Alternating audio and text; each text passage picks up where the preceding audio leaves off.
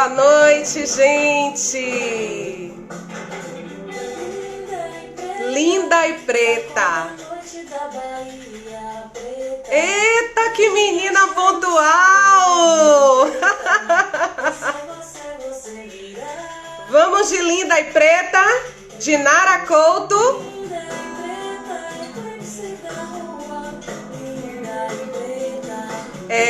Hoje nós vamos dialogar sobre o empoderamento das meninas negras, da infância para a vida adulta.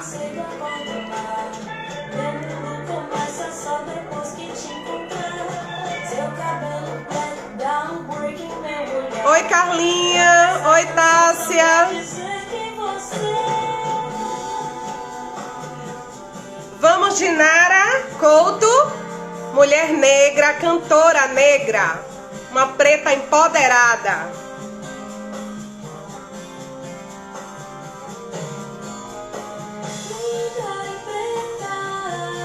Linda e preta.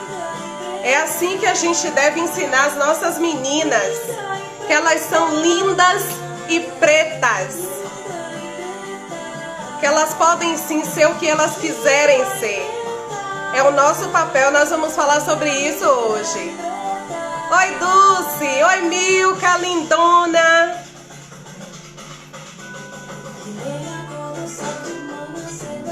Vocês conhecem? Linda e preta. Oi, Cris. Oi, Fred. Nós vamos falar hoje sobre o empoderamento das meninas negras.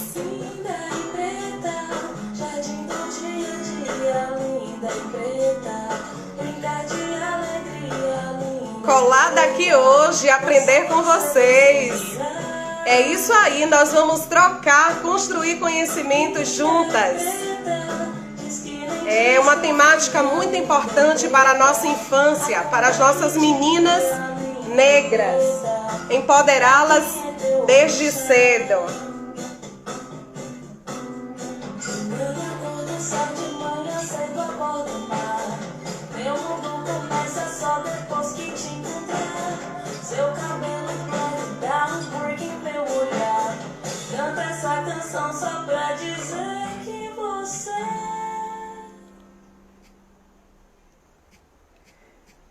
Linda e preta.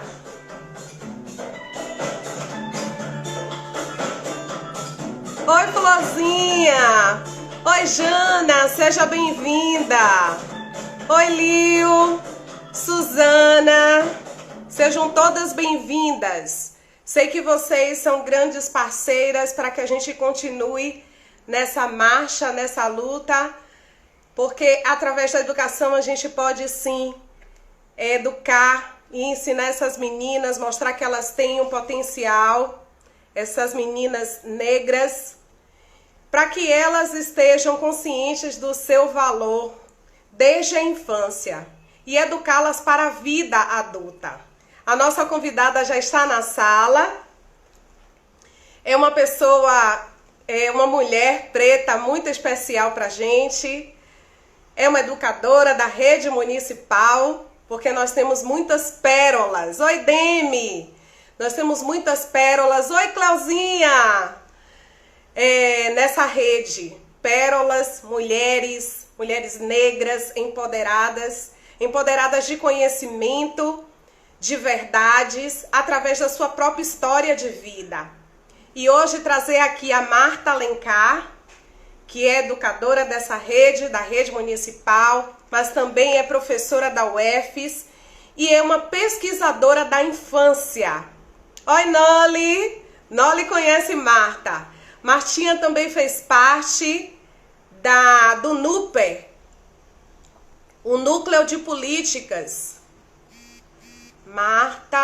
Martinha fez parte do NUPER da SMED, da Secretaria Municipal de Educação, e está chegando aí a nossa linda e preta!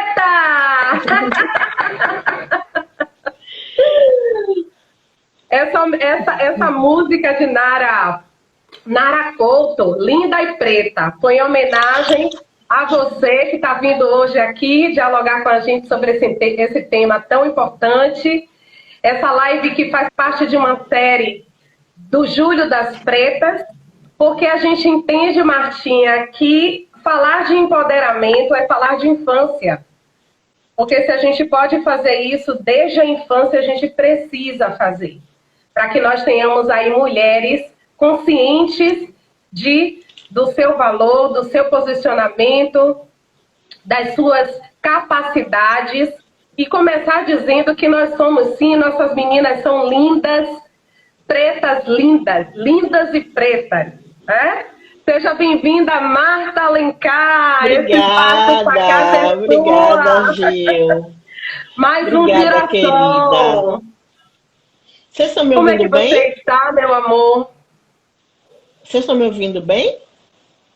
Eu estou te ouvindo bem, muito bem. Ah, então. Ai, que bom. Ai, super feliz de receber você. Hoje, eu também. Estou bem feliz de estar aqui. Agradecer, né, a presença, o convite. É claro que eu nunca poderia me furtar de participar dessa discussão, né? Porque eu considero bastante importante aí para as meninas aí da rede municipal, não só da rede, mas é claro que a gente fala da rede porque a gente está na rede, né? É verdade. Mas está pensando nas meninas negras aí desse Brasilzão e dessa América Latina. É isso. Bacana. E aí, pensar nesse Julho das Pretas... Oi, Rita! É pensar em trazer, Martinha, discussões que estejam ligadas diretamente a esse público, mas que não diz respeito somente a este público. Porque falar de empoderamento dessas crianças é também responsabilizar os seus pais, as suas mães, as suas famílias, de que na medida, né, do que possam, que a gente conhece bem a realidade, né, das famílias, dos nossos alunos, mas nós também temos crianças em casa. Então, não é só no espaço escolar que esse empoderamento ele deve se pautar, ele deve acontecer em todos os ambientes. O quanto nós pudermos levar essa fala, essa voz de empoderamento desde a infância, porque eu e você, nós somos hoje mulheres empoderadas, mas precisamos passar por um processo doloroso. E ainda hoje passamos por processos dolorosos para nos constituirmos enquanto mulheres negras capazes de ocupar espaços e espaços de poder, não é? Porque ser educadora também é um espaço de poder, não é verdade?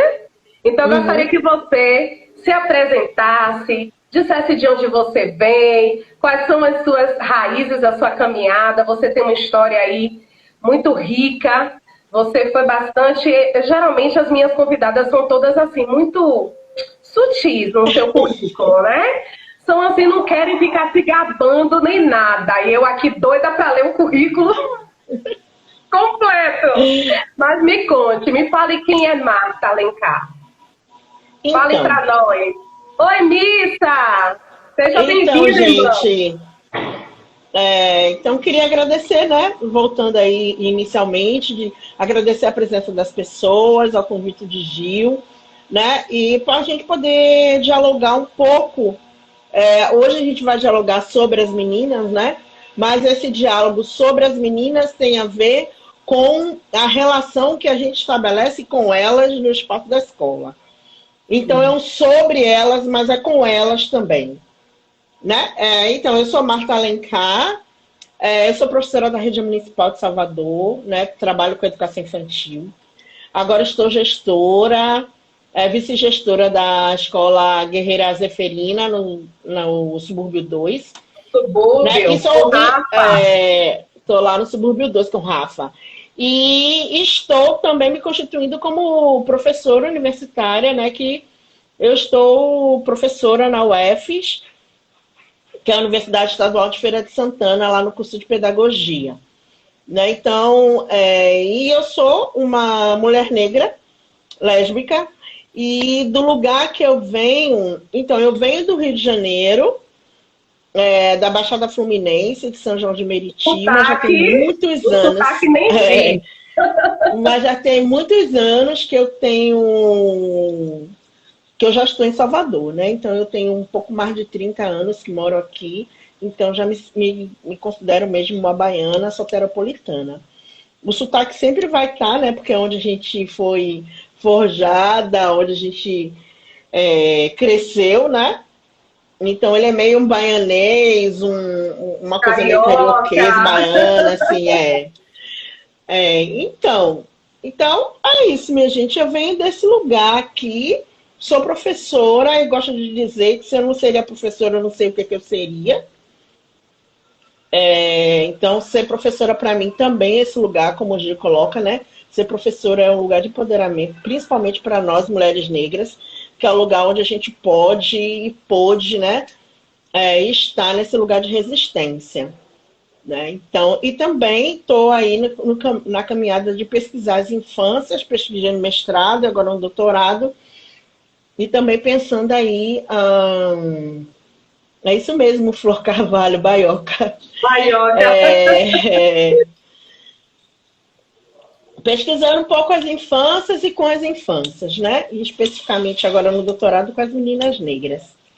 Que bacana, Martinha. O mais interessante, assim, eu tenho procurado trazer várias temáticas, né? Permeando aí pela educação, por essa questão mesmo do empoderamento feminino.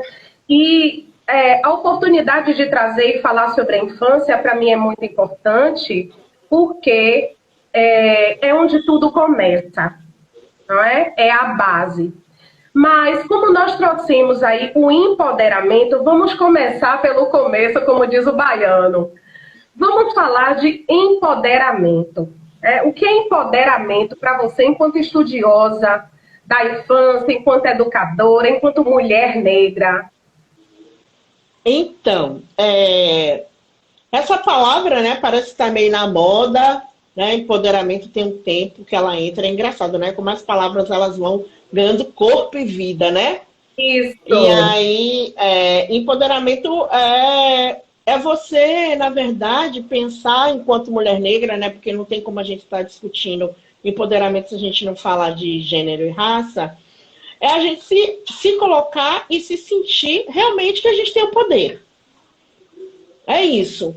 Né? E esse poder não é um poder, porque as pessoas, às vezes, as mulheres acham que ter poder é para menosprezar as outras, ou não, é porque a gente é poderosa. E poderosa no sentido de termos poder, de sermos donas da nossa própria vida.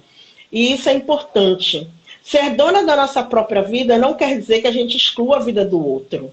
Né? Mas que a gente caminhe junto com o outro e com as outras. Então, isso é importante.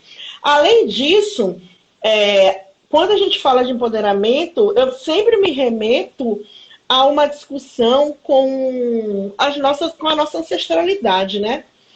Pensando aqui na Bahia, empoderamento, quem seriam as mulheres negras de Partido Alto? E aí, dentro da historiografia baiana e brasileira, a gente vai ver a grande participação das mulheres negras no enfrentamento ao processo escravista. Né? Então, as mulheres elas se organizam em confrarias, um exemplo dessa é a Irmandade da Boa Morte, ou aqui as próprias mulheres que estavam na Rosário dos Pretos, né?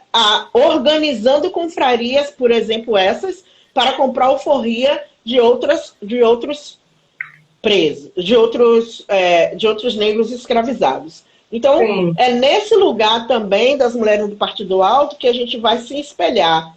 Então, a gente se espelha em Dandara, a gente se espelha em Luísa Maim, a gente vai se espelhar em Maria Filipa. Perfeito. Né? Com essas mulheres dessa ancestralidade, desse lugar que a gente vem. Né? Porque a gente vem desse lugar. Sim, Gil.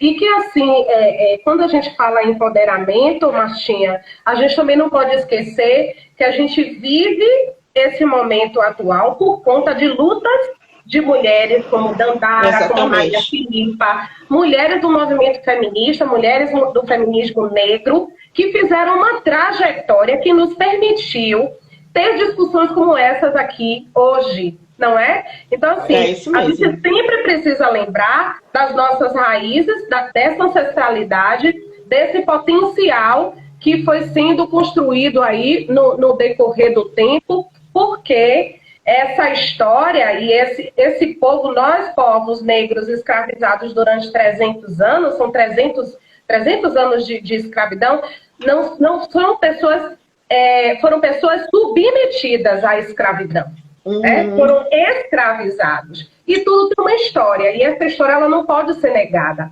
E quando a gente traz e provoca isso desde a infância, é fazer com que as nossas crianças tenham acesso a essas informações.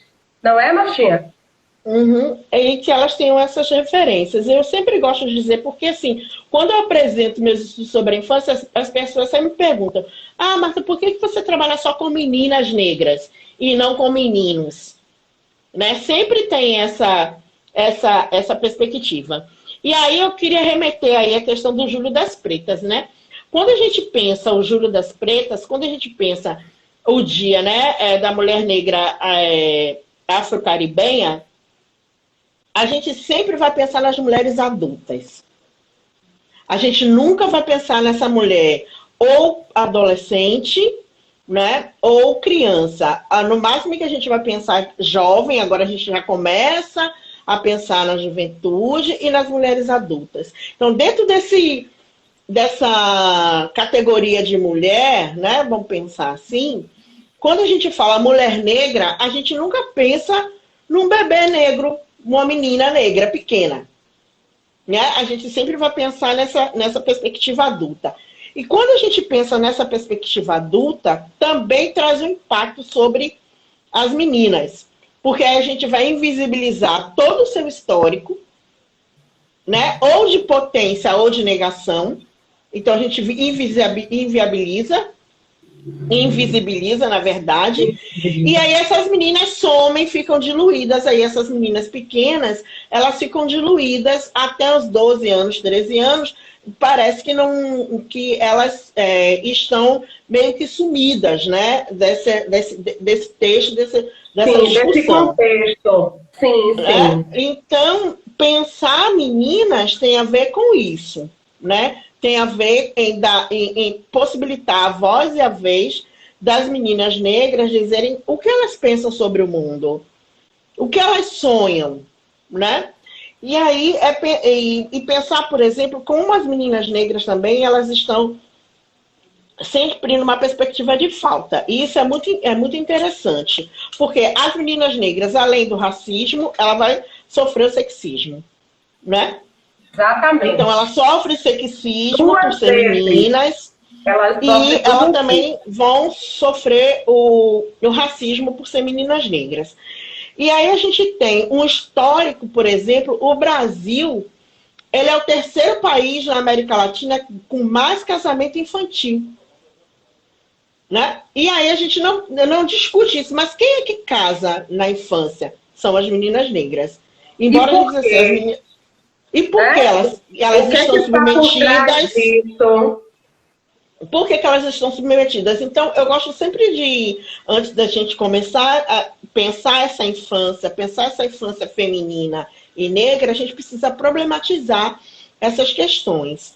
Né? Então, assim, isso é um exemplo. Outro exemplo que eu gosto de dar também são as meninas negras que são o maior alvo de abuso sexual e estupro na infância e na adolescência. Exatamente. Né? Então, são essas meninas que estão nesse grau de vulnerabilidade. Além disso, são essas meninas negras que param de estudar para trabalhar. E aí você pode me perguntar, Marta, mas meninas de 9 anos trabalham? Trabalham. Elas trabalham em casa. Quem é da rede municipal precisa olhar isso com mais atenção. Porque a menina que tem 9 anos, que está lá no 2º ano, é que leva o irmão na creche, que traz o outro de 6 anos, 4, 5 anos na educação infantil. Exatamente. Para depois ela ir para a escola. Né?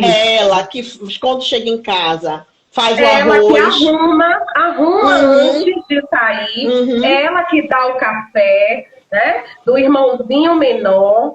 E aí pega as coisas, ela faz o papel do adulto.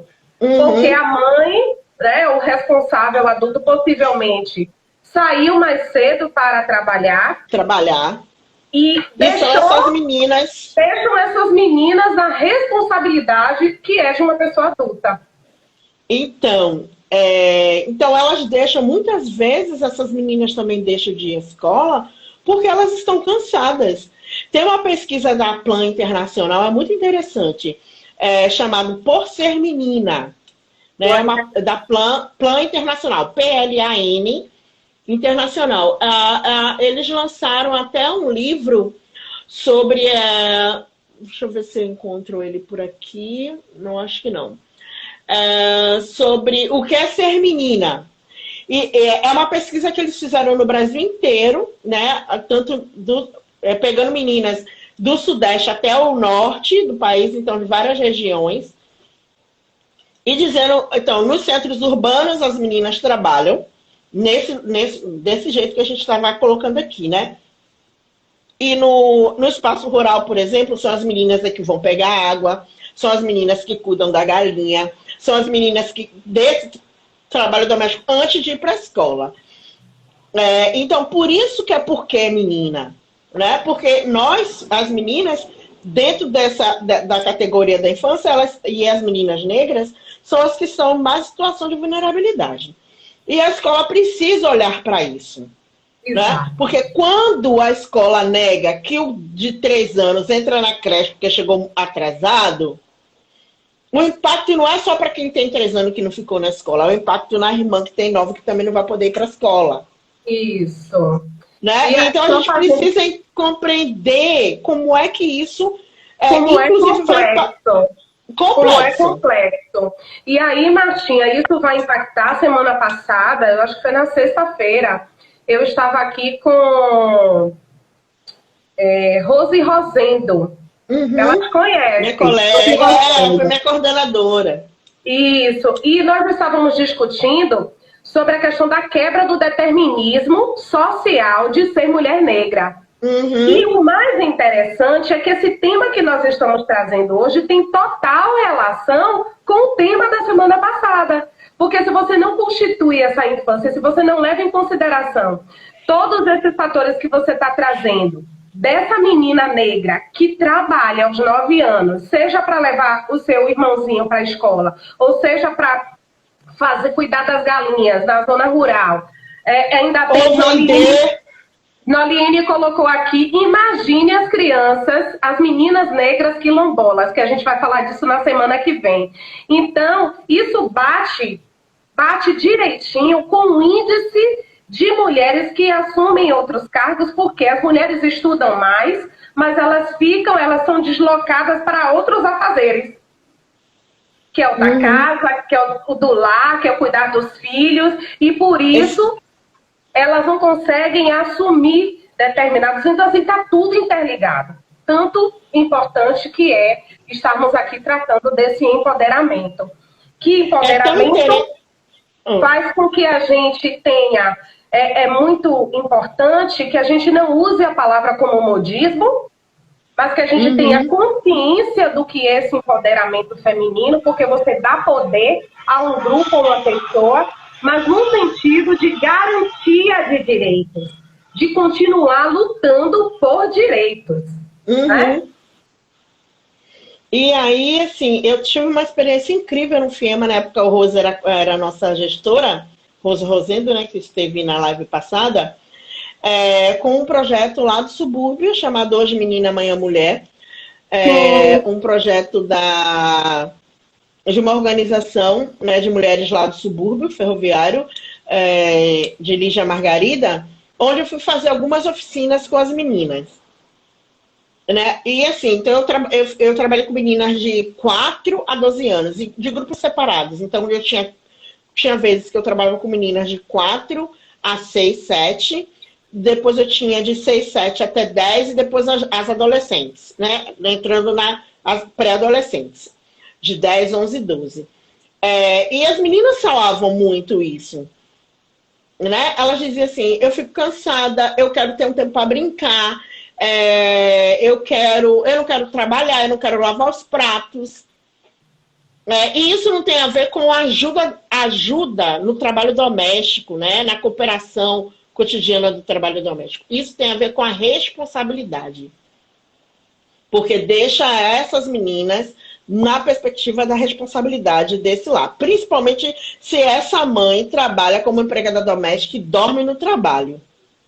Porque a gente ainda tem um modelo escravista, né, de não garantir que as mulheres negras, a gente sabe aí o quanto a gente lutou para a PEC das trabalhadoras domésticas e o quanto a gente luta até hoje para poder continuar garantindo a PEC, porque é um ataque, né, a essa PEC, e isso tem uma relação direta com as mulheres negras adultas e com as meninas. Com as crianças, exatamente. Né? E com as meninas. Está tudo interligado. Uhum. Se você não dá a possibilidade dessas mulheres, dessas trabalhadoras domésticas, terem acesso ao seu lar, terem convivência com suas filhas, você transfere o que essa mãe poderia estar fazendo em casa para essas meninas negras. E aí claro que elas não vão ter possibilidade de estudar no dia seguinte.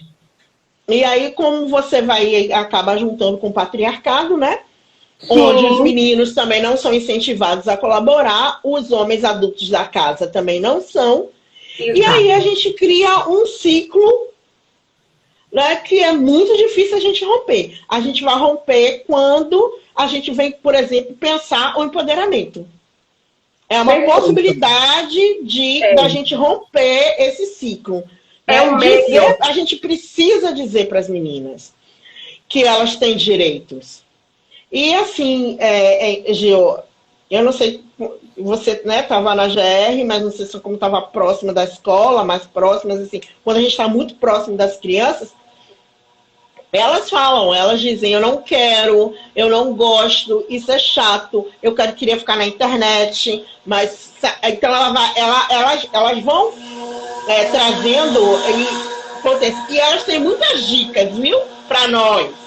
Tem. Elas têm muitas dicas para nós adultas. Embora a gente às vezes não dê esse lugar, mas elas têm um lugar de fala. E um lugar de fala que muitas vezes vão mostrar para a gente caminhos e possibilidades de resolver essas problemáticas. Porque se a gente quer partir da realidade, da vivência delas, então a resposta está assim com essa menina. Essa menina preta que está na escola pública, na sala de aula. As meninas estão escrevendo aqui um jornal e eu não consigo acompanhar. Não consigo, mas assim, são contribuições bastante válidas. E aí a gente tem... Gil, quando você fala, né? Quando a gente diz que as meninas têm a nos dizer... Agora é importante a gente... Olha aí quem veio ver a gente, a coordenadora, a gerente regional de Cajazeiras, de olho em você. Oi, Dene, tudo bom, querida? Quando a gente está falando, né, das meninas e como elas dizem, como elas falam, elas têm várias formas de comunicar. Ou elas comunicam verbalmente, ou elas se amuam, ficam caladinhas, porque elas também estão querendo dizer, ou elas agem de uma perspectiva mais agressiva, mais violenta. Então, cabe nós, adultas, que estamos na escola, olhar isso, olhar esse falar, porque esse falar não é só verbal. Né? E isso é importante a gente perceber isso. Agora, eu também, Gil, só percebo se eu, enquanto adulta, enquanto professora, tiver essa consciência. Uma consciência racial e uma consciência de gênero. Se eu não tiver essa consciência, se eu não entender que as nossas vidas, nossas enquanto mulheres negras adultas, e a vida das crianças, meninas negras, são atravessadas pelo racismo, pelo machismo, pelo sexismo. E, né, se a gente não entender isso, a gente vai, inclusive, culpar essa menina. Que é o que a gente vê muito. Muito. Né? Então, você vê meninas que sofrem abuso sexual lá na escola, com 10, 11 anos, e muitas vezes a escola em si, eu estou falando da escola enquanto instituição, culpa essa menina. Exato. Se não é a escola toda, mas sempre tem um olhar, né? Sempre tem um olhar de culpabilização. Né? De culpabilização. Então, exatamente. É importante. Por isso que essa conversa, quando a gente diz assim, né, da infância para a vida adulta, não é querendo dizer que a gente está trazendo a infância aqui, olhando a vida adulta, não é isso. É essa relação. Ela vai se refletir, né, Martinha? Vai se refletir na vida Ela aparece adulta. lá, mas as meninas pequenas, primeiro, elas têm direitos. E a gente precisa garantir isso. Elas são crianças. Porque muitas vezes, porque essas meninas negras trabalham, e aí é o racismo que vai dizer isso pra gente, a gente não enxerga mais essas meninas como criança. A gente já enxerga ela como adulta.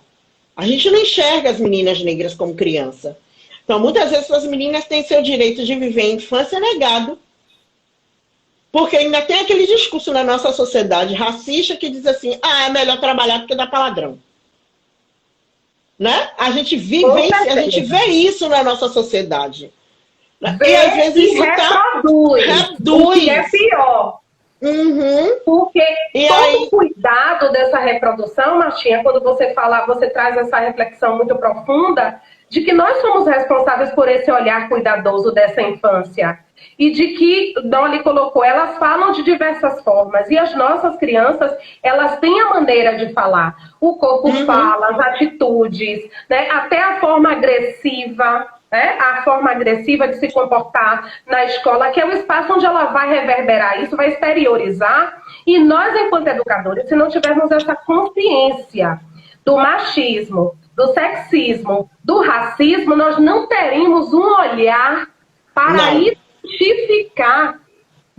É isso que deixa a gente assim. Então, então se eu enquanto professora, enquanto gestora, enquanto coordenadora pedagógica, né? E aí a gente vai subindo, enquanto gestora de GR, né? Enquanto secretaria de educação, MEC, se a gente não entende isso, a gente vai estar negligenciando os direitos das meninas. Porque essas meninas, muitas vezes, elas são negadas. E aí é interessante, né? Quando a gente fala de empoderamento na infância. Empoderamento, ele está relacionado também com afeto. Eu não desenvolvo, né? Eu não consigo pensar no empoderamento das meninas se eu não tenho afeto. E os nossos corpos negros, desde a infância, são ceifados de afeto. A gente tem muitas pesquisas que vai dizer, né, que os nossos corpos... Por que esses corpos são ceifados de afeto na infância? Porque a gente vem de uma perspectiva escravista, racista, que diz que a gente aguenta trabalhar. Então, quando uma menina de 8 anos está trabalhando, a gente bate palma. A gente acha que massa, olha, ela já está trabalhando. A gente não consegue perceber que aquilo está infringindo o direito que ela tem de não trabalhar. Exatamente. Criança não trabalha. Não interessa. Né? Meninas não trabalham, criança não trabalha. Então a gente... E quando eu falo a gente, eu estou falando da nossa sociedade, eu estou falando da instituição escola, estou falando das instituições sociais, né? Das igrejas, da mídia, da grande mídia, das redes sociais. A gente acha que isso é... Como é que eu posso falar? Que é bacana, né? Que é legal. Valida de uma forma muito... não sei se inocente ou ignorante, no sentido de não ter o conhecimento do que isso de fato quer dizer, né? Qual é a mensagem que uma criança dessa idade trabalha, qual a mensagem que isso passa? A gente deve validar e aí bater palma e dizer, poxa, que bacana, ou a gente deve questionar? Nosso posicionamento deve ser de questionamento, porque, na verdade, ela deveria estar vivendo o que é próprio da idade dela, de ser criança. De ser criança, de ter esse direito. De brincar, o direito de brincar, esse direito garantido que as meninas têm. Então, quando a gente vai pensar nesse empoderamento, e eu queria voltar nessa perspectiva do afeto, que a gente a gente não não desenvolve essa autoestima, né, que tem a ver com empoderamento, a gente não envolve essa confiança em si e no outro, se a gente não tem uma relação de afeto com as meninas. E o afeto está em não considerar o cabelo dela como um cabelo feio.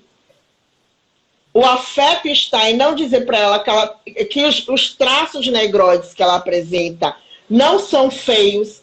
Isso está nesse lugar. E aí eu me lembro bastante, por exemplo, do ano passado, que duas menininhas gêmeas entraram no metrô. Não sei se vocês lembram dessa história. Sim, sim, não tem como meninas muito pequenas, elas tinham 3 anos na época, onde o segurança, autorizado pelo machismo e pelo racismo, faz um comentário sobre o cabelo das meninas, chamando elas de bruxa. Então é para a gente perceber que o afeto, e esse afeto, ele não é só na escola. Não é só na família, a sociedade precisa ser afetuosa. A gente vive uma sociedade que não é afetuosa com as crianças, né? E com as meninas negras ainda é pior. Né? Então, as meninas negras são... Salvaguardando que esse afeto que você traz está muito ligado ao respeito. Ao respeito e à valorização das características que são próprias de nós, povos negros. O cabelo carapinha, os traços grossos. E porque nós temos que aceitar que as nossas crianças ouçam dos seus coleguinhas e que a gente continue validando aquilo. Eu lembro quando eu era criança, que eu reclamava, eu ia chorando para minha professora dizer que meu colega estava me chamando de testa de arromba-navio, de cabelo duro, cabelo de bombril. Aí ela dizia assim para mim: você tem cabelo... faça de conta que não é com você. Eu sei. Né? Não ligue. Não ouça. Você não tem o cabelo de bombril. Entende? Não é isso que a criança quer ouvir. Não. E hoje, enquanto adulta, eu vejo o quanto isso a gente reforça dentro das escolas, porque essa afetividade, Martinha, ela passa pelo reconhecimento, pela valorização e pela identidade, pela valorização da identidade, das raízes, da nossa afrodescendência. É isso aí. E aí a gente vai percebendo, né, como é que a gente vai negociando e trazendo. Então, quando a gente diz, né, o empoderamento das meninas, primeiro, eu acho que é garantir esse direito das meninas serem meninas, né, e protegendo as meninas. A gente vive num mundo que não é seguro para nós mulheres adultas. Não é. Tanto não é que a gente precisa de vagões nos metrôs destinados só para as mulheres. Se fosse seguro, não precisava. Verdade. Né? Verdade. E aí, que a gente tem medo de andar na rua. Não é só de noite, não, é de dia. Voltar tarde, né? Voltar dirigindo para casa. Tem mulheres que hoje querem ter carro para não dirigir à noite porque não é seguro. E aí, quando a gente... E aí, isso também para as meninas. Né? As meninas negras, elas vivem essa situação de insegurança. Então, cabe a nós, adultos e adultas nessa perspectiva, garantir esse direito, garantir esse afeto. E esse afeto não é dizer para as meninas, não ligue, porque quando eu digo isso, nessa experiência aí que você traz, né, da sua professora, quando eu digo isso, eu estou dizendo para ela, aguenta isso, né? Você não é nada disso e aguenta. E esse aguenta está relacionado com o processo escravista, como os nossos corpos foram utilizados como máquina de produção para o capital, né? Quando a escravização junto ao capital, então nossos corpos eram máquina, então nossos corpos aguentavam os castigos, aguentavam todas as atrocidades que a gente vivenciou, né, nesse período da escravidão negra no Brasil, né? E aí, uma outra coisa que eu queria dizer, além do afeto, tem um conceito, né, da Vilma Piedade, que é uma pesquisadora lá da UFRJ, que ela cunhou com o conceito de dororidade.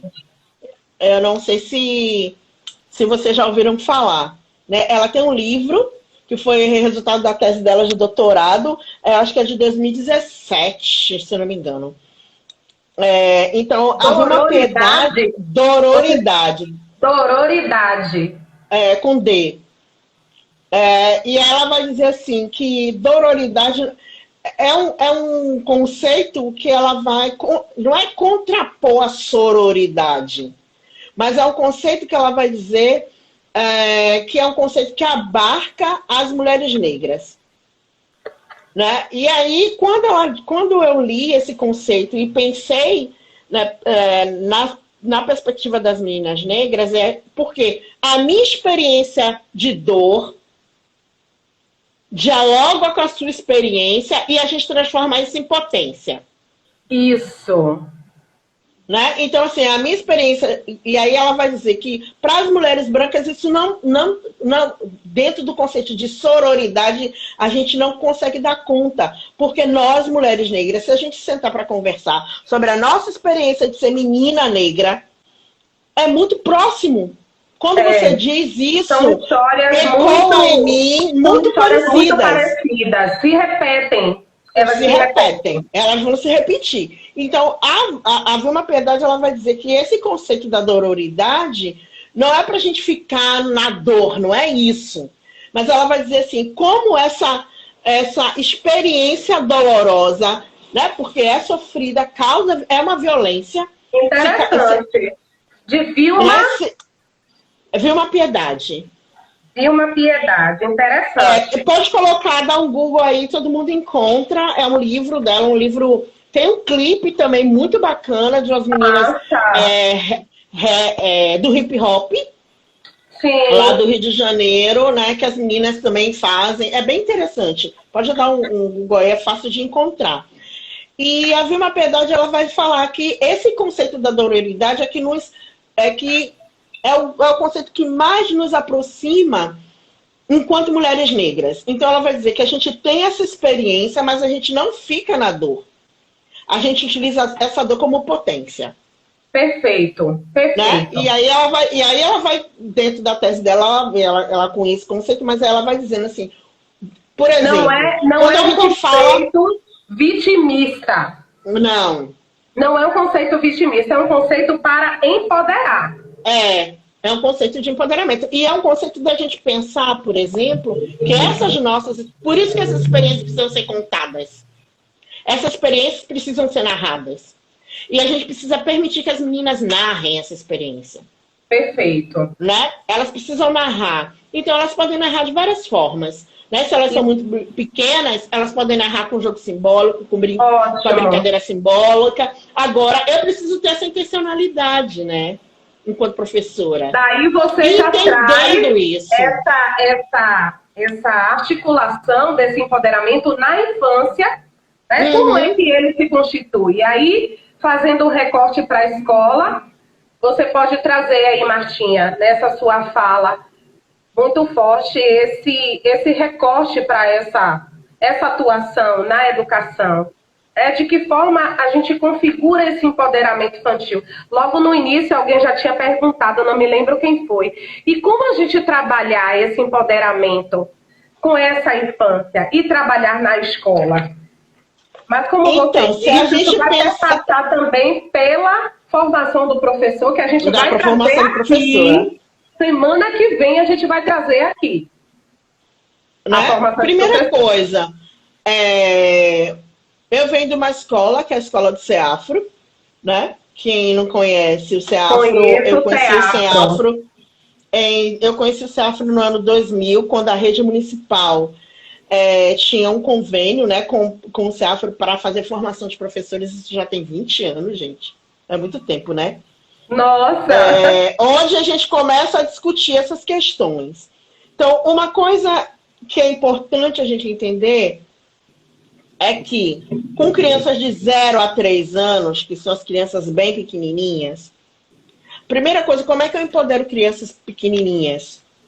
Né? Então, eu tenho na rede a gente não tem mais grupo 1, uma pena.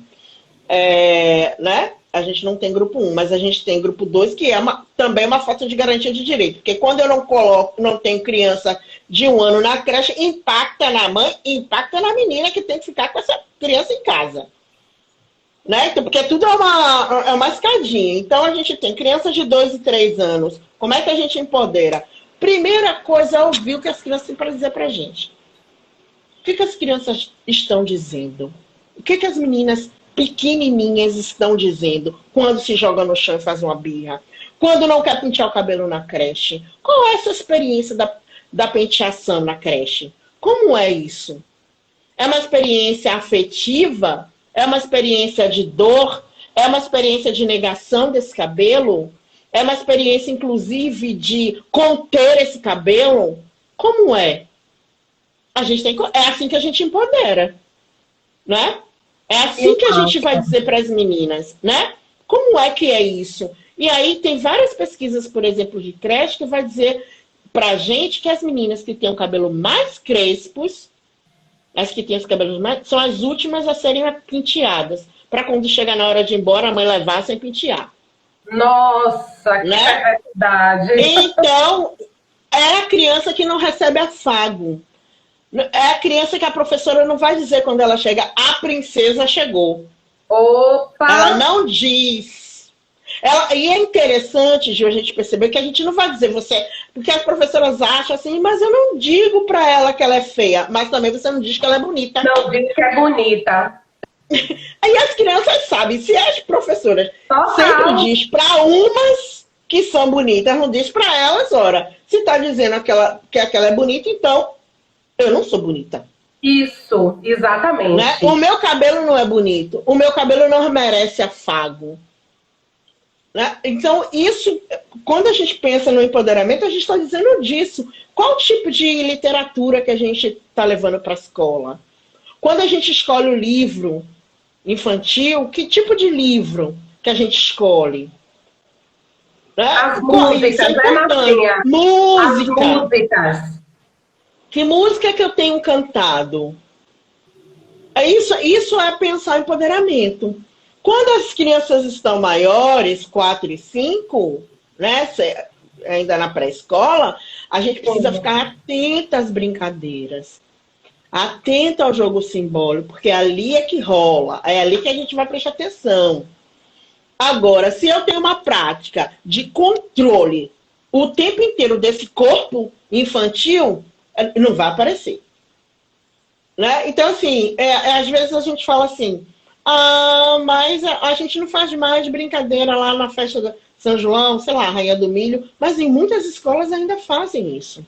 Nossa, né? sim. Há muitas escolas, a gente acha que a gente já avançou, mas a gente não avançou tanto. A gente não avançou tanto você assim. Você já conseguiu, Martinha, ser Rainha do Milho? Nunca. Nunca. Gente, eu não entendia.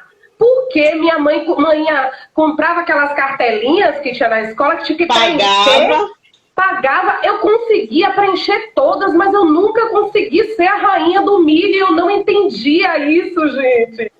Só quando você cresce, então você vai observando o quanto a escola ela tem esse poder de empoderar, mas também de negar. Né? De afirmar o nosso potencial enquanto pessoas.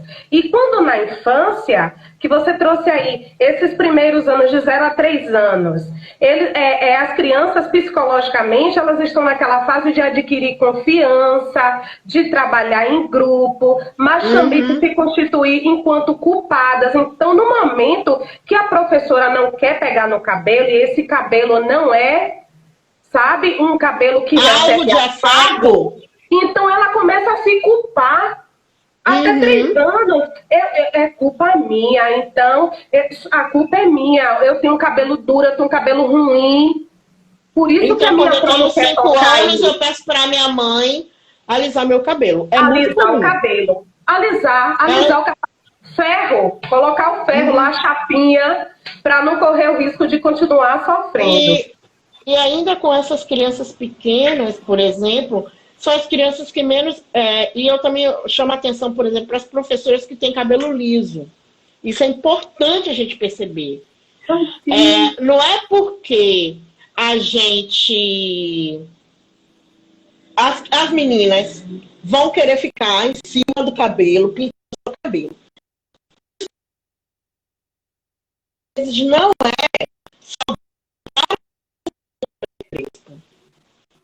né? Não é saudável para elas. Porque muitas vezes elas estão projetando nessa ação o desejo desse cabelo. Então a gente precisa pensar sobre isso. O salão de beleza tem que ser para todos os cabelos. Não dá ser só para Pro ou para ADI que tem um cabelo liso. Não dá. Porque é uma projeção. É uma projeção. A gente tem que tomar cuidado, porque a gente é adulto. Nós é que somos as adultas, né? Então a gente tem que tomar cuidado com isso. Porque nesse momento é um momento de projeção. Então, ou o salão, para brincar de salão, é com todos os cabelos, ou então não dá para brincar. Né? Então, perceber essas coisas, porque são nas coisas, como é que eu posso dizer? Nas nuances do cotidiano, né? Da creche. Nos detalhes, Martinha. Nos detalhes. Eu tenho aqui, ó, Rutinha, ela é gestora no CEMEI. Trabalhar a autoestima de menina negra é lutar contra a desigualdade. Porque tá tudo interligado. É essa menina que vai se firmar enquanto mulher negra, enquanto potencial. E isso tudo desde a infância. Martinha, nosso tempo tá voando, viu? Tá voando, mas a conversa tá fluindo bem interessante. Sim, Martinha, nós estávamos falando do período escolar e do período da pré-escola, desse empoderamento, as ações que podem fazer, que a gente pode realizar em sala de aula para empoderar essas meninas negras. E você estava falando do salão. Né? Do salão de beleza, brincadeiras de salão, porque elas gostam muito de brincar, né? Elas adoram brincar. E assim, a gente precisa ter cuidado, né? Quando a gente vai proporcionar esse tipo de brincadeira. Os projetos, não é, Martinha? Os projetos que são desenvolvidos na escola, eles também precisam ter esse cuidado de não colocar a menina negra como a doméstica, né? Como a que vai limpar a casa, a que vai cozinhar. Coloca a menina negra como a médica, como a engenheira. Começa a projetar que ela é negra, ela é linda, ela é perfeita, ela é inteligente e capaz de assumir esses papéis.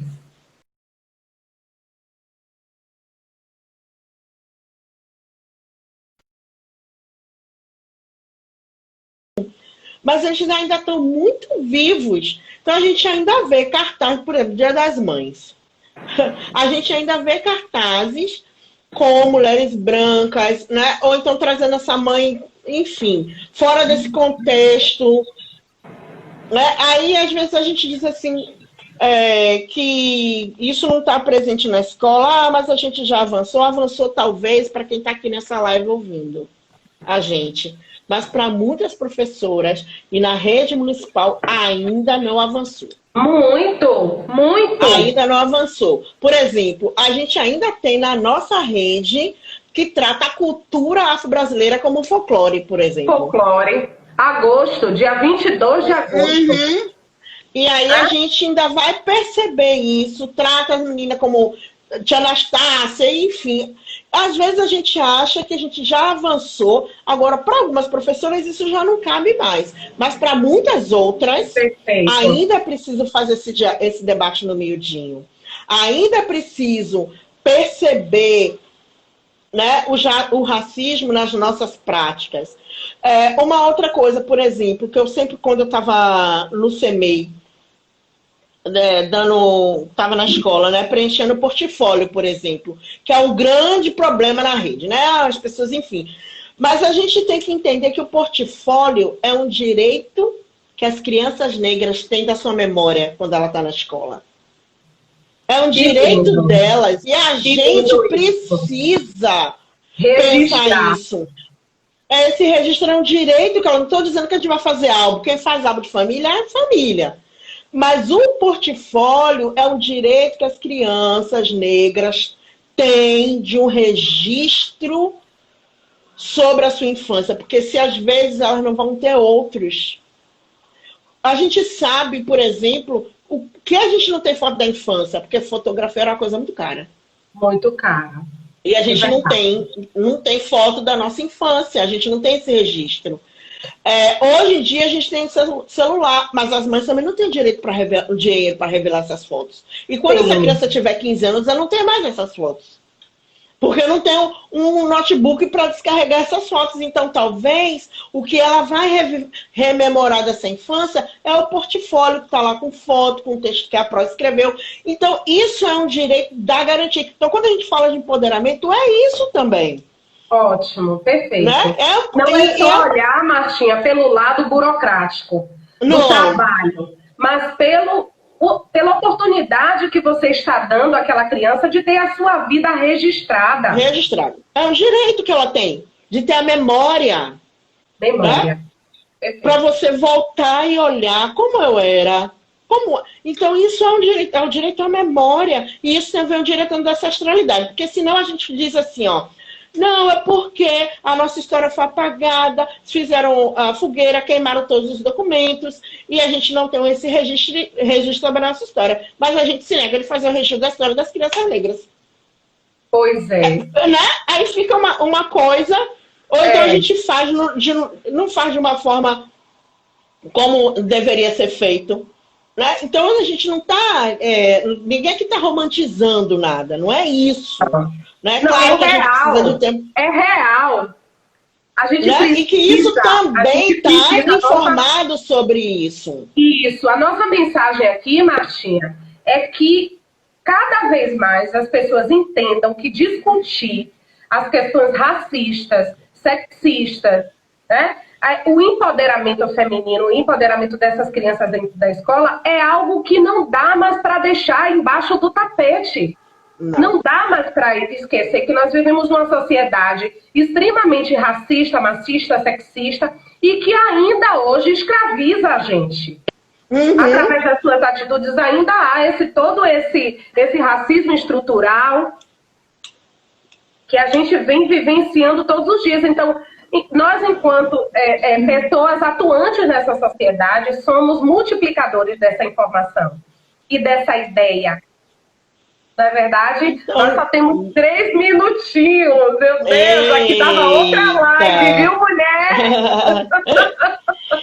Então, gente, eu acho que é isso, né? A gente pensar nessas nossas práticas, pensar, inclusive, também num diálogo mais próximo com as famílias na escola, porque não adianta eu fazer um trabalho maravilhoso sobre história e cultura afro na sala de aula e olhar para essa família de um outro jeito.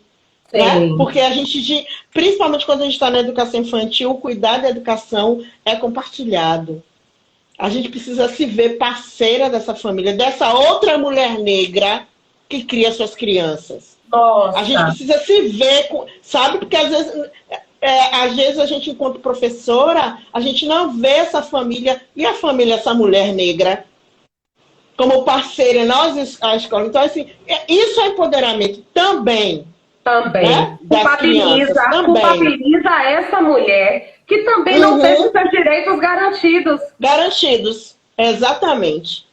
Exatamente. A gente precisa olhar, né? Trazer isso, porque assim, senão a gente faz um trabalho lindíssimo na escola, mas a gente não tem um olhar horizontalizado, né? Horizontal com essa família, que essa família é a mãe ou é a avó, na grande maioria das vezes. Ou a tia, né? Ou a tia, quem cria as crianças, que cuida delas. Então, a gente precisa também ter isso. Né? Ampliar esse trabalho. E eu costumo dizer que na escola, se a gente não traz essas ações em projetos, e se a gente não inclui isso no nosso projeto político-pedagógico, fica somente, Martinha, em cumprir as datas comemorativas, né? Do 20 de novembro, do 22 de agosto, do 13 de maio, e aí por aí lá vai. Quando, na verdade, isso precisa estar dentro de todo o contexto escolar e na vida e para a vida. E isso inclui a comunidade escolar, os professores e a família, inclusive. Aí fica isso é empoderamento. Exatamente. Martinha, Ah, um minuto! Muito querida. obrigada. Obrigada Gente, a você. nem chegamos assim na metade, mas é bom que fica com gostinho de quero mais, para que Marta possa voltar aqui e nos presentear com essas reflexões maravilhosas. Certo? Muito obrigada a todos que vieram aqui. Marta,